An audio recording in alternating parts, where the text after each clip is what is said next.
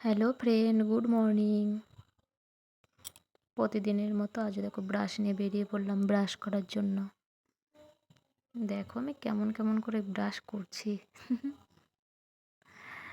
তো আজ একটু তাড়াতাড়ি করছি কারণ আজও একটু বেরোতে হবে।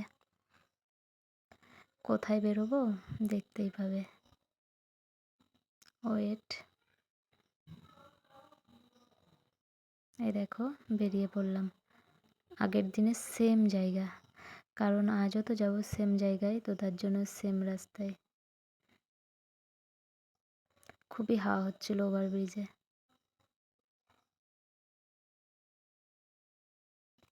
এ দেখো, তো আমি চলে এলাম হেয়ার ওয়াশ করানোর জন্য।